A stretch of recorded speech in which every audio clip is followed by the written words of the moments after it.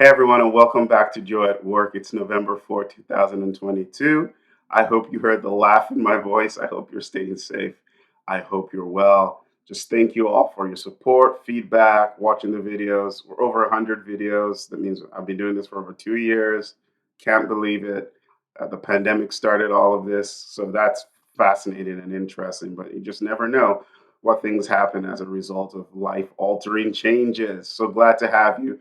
Don't forget to share this with a friend, somebody you think will benefit from learning more about joy at work. All right, so let's talk about joy at work here. How much personal responsibility do you take for your joy at work? Like how much? If you were going to kind of say on a percentage scale, 10%, 20%, 50%, 100%, how much personal responsibility do you take for joy at work? How much? Now, only you can answer that question. But when I ask people this question or talk to people about this question, often surprised by how people actually take very little. Many of the people I talk to take very little responsibility. In fact, they place most of the responsibility on factors outside of them. It's very interesting to me.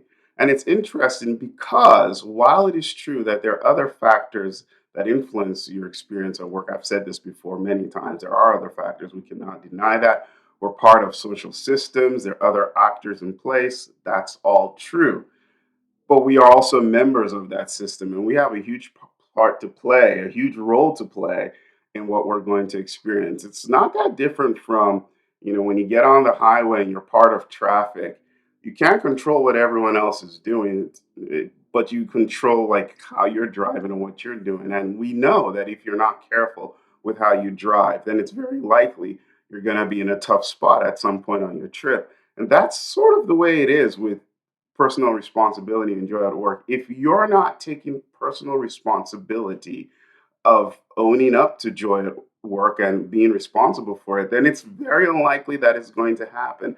And you'll probably find yourself in a victim type mentality, which is a mentality where there is nothing I can do. Everything is happening to me. I have no power. I have no agency. I have nothing to act from this point on. And for some of us, that's the story we tell ourselves. And we know the more we tell ourselves the stories, the more we reiterate that story, the more true it becomes in our lives. And it renders us actionless and just without the ability to go forward and do stuff. So it's a very important question to ask. How much responsibility are you taking for your joy at work? And taking responsibility means you also take responsibility for the outcomes, what occurs, what doesn't occur. That's just really important stuff to think about.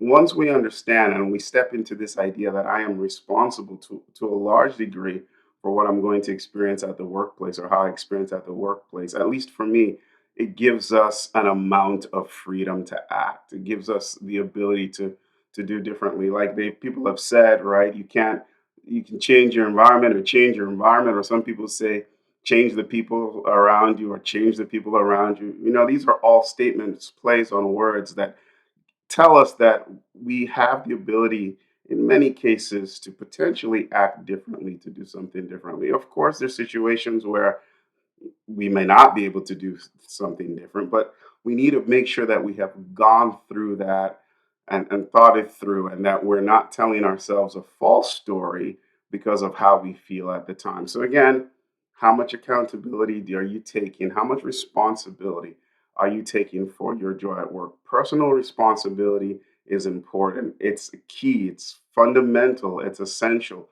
to experiencing joy at work. And so I hope that as you reflect on this, ask yourself, how much personal responsibility are you taking? And if you're not taking a lot, maybe this is the weekend to think about how you can take more personal responsibility for your joy at work and then begin to do those things, whatever they may be, that will help you find joy at work. All right, thanks for tuning in. I'll see you next time. Bye.